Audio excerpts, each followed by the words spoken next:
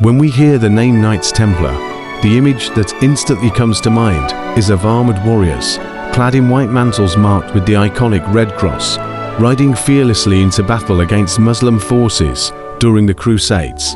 Their order was founded around 1119 AD by Hugues de Payens and a small group of knights, whose mission was to protect Christian pilgrims traveling through the dangerous roads of the Holy Land, especially after the First Crusade had captured Jerusalem. At the time, the journey was perilous. Pilgrims were often robbed, enslaved, or killed. The Templars emerged as guardians of these vulnerable travelers, and very quickly, their reputation for courage and discipline spread across Europe and the Middle East. Unlike typical knights motivated by personal glory, the Templars lived under strict vows of poverty, chastity, and obedience, similar to monks. Their dual identity as both warriors and religious devotees gave them a unique status. They were monk knights, something the world had never seen before. With papal endorsement from Pope Honorius II, the order grew in numbers, wealth, and prestige. They became not only one of the most feared military forces of the Crusader states, but also a symbol of Christian defense against the Islamic world. But what truly made the Templars stand apart was not just their battlefield heroics, it was their ability to create an organizational structure that combined religious discipline with military efficiency. They were professional, they were strategic, and they were dedicated to something far larger than themselves: the survival of Christendom in the Holy Land. Their role in legendary battles, like Montgersard 1177, Hattin 1187, and La Forbe 1244, made them both admired and feared. Yet, their military strength was not invincible.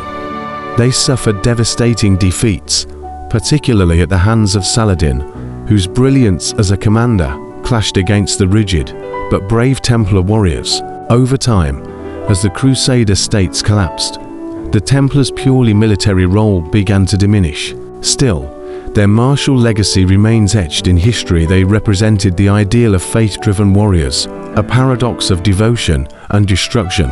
This was the first major aspect of their legacy, a warrior order unlike anything before, whose battlefield contributions defined an era of religious conflict.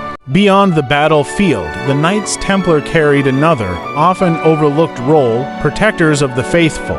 For the countless Christian pilgrims who traveled across Europe and into the Levant, the Templars were a lifeline of security. They established a network of fortresses, commanderies, and safe houses stretching from England and France all the way to Jerusalem. Their castles were not only military outposts but also shelters where weary travelers could rest, eat, and pray in safety. They maintained armed escorts for pilgrims, patrolling the routes from Jaffa to Jerusalem, and in doing so, they became symbols of divine guardianship on earth. This spiritual function amplified their reputation. The Templars were not just knights, they were holy defenders, sworn to protect the faithful with both the sword and the shield of God. Their red cross became a beacon of safety and hope, much like the United Nations blue helmets symbolize peacekeeping today. The spiritual aura around the Templars also made them immensely popular with kings, nobles, and commoners alike. Donations of land, money, and livestock poured into the order, fueling its rapid expansion. They built massive headquarters in Paris and London, established farms, and created communities where local populations benefited from their wealth and organizational skills. Their religious influence went beyond protection.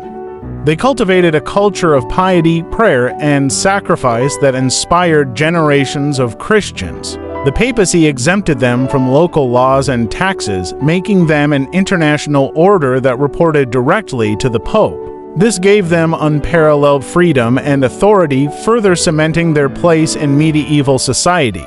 Yet, this very aura of sanctity was also a double-edged sword. Because the Templars were seen as almost untouchable, rumors and suspicions grew around them.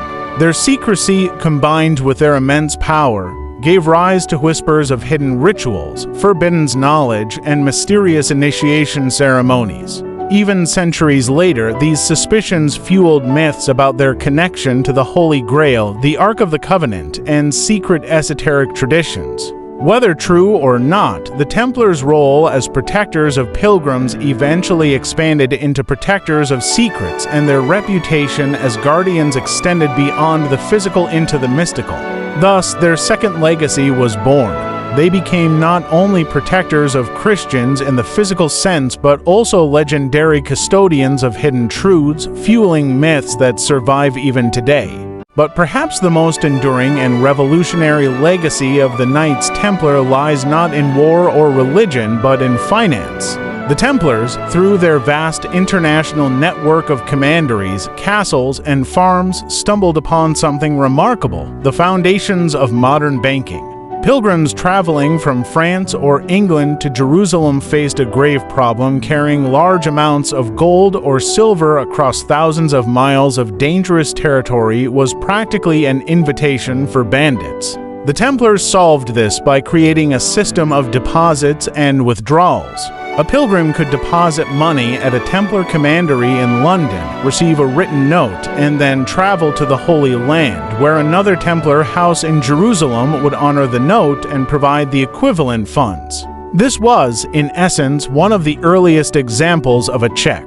They also extended loans to kings and nobles, sometimes even financing wars. Monarchs trusted them because the Templars were seen as incorruptible, backed by both papal authority and military might. Over time, they became bankers to the most powerful figures in Europe, managing estates, collecting taxes, and safeguarding royal treasuries. King Louis IX of France and King Henry III of England both relied heavily on Templar financial services.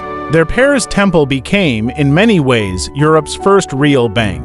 The sophistication of their system was astonishing for the Middle Ages. They managed accounts, transferred money across borders, and developed a reliable credit system centuries before Renaissance bankers like the Medici. Even after their downfall, elements of their financial innovations survived, influencing later institutions.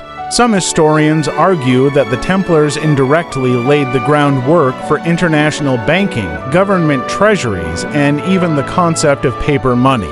Yet, this financial success was also what sealed their fate. Their wealth and independence made them both indispensable and dangerous to monarchs who were drowning in debt. Chief among them was King Philip IV of France, who owed massive sums to the Templars. Rather than repay, he conspired with Pope Clement V to destroy the order, accusing them of heresy, blasphemy, and secret pagan practices. In 1307, the infamous arrests began, and by 1312, the order was officially dissolved.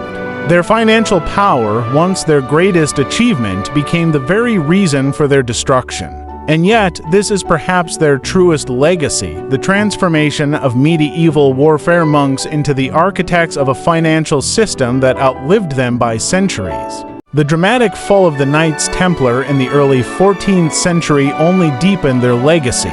The arrests on Friday, October 13, 1307, led to brutal interrogations, forced confessions, and executions, with the last Grand Master, Jacques de Molay, burned at the stake in 1314. His alleged curse on King Philip and Pope Clement has fueled centuries of superstition, even giving rise to the unlucky association with Friday the 13th. But while their order was destroyed, the legend of the Templars only grew.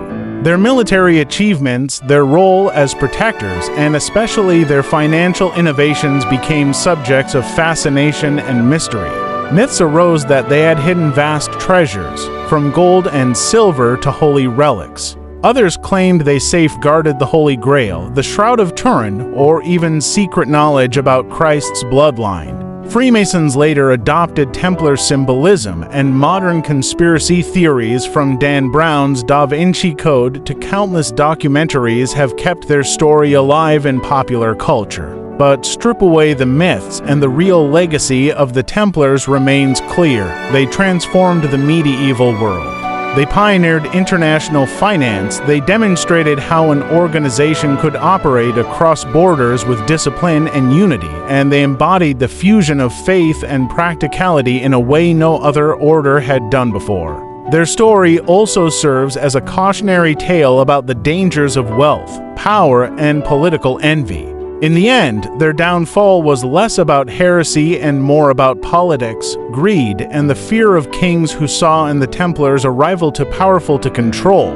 Today, their symbols are still used by modern military and religious groups, their name still carries weight, and their innovations in banking echo in every credit card, every electronic transfer, and every international financial system that moves money across the world. The Knights Templar may have vanished 7 centuries ago, but their shadow still looms large. Whether remembered as warriors, protectors, or bankers, their true legacy is a blend of all three. An order that changed the world forever, leaving behind lessons of faith, innovation, and the timeless truth that power always comes with us.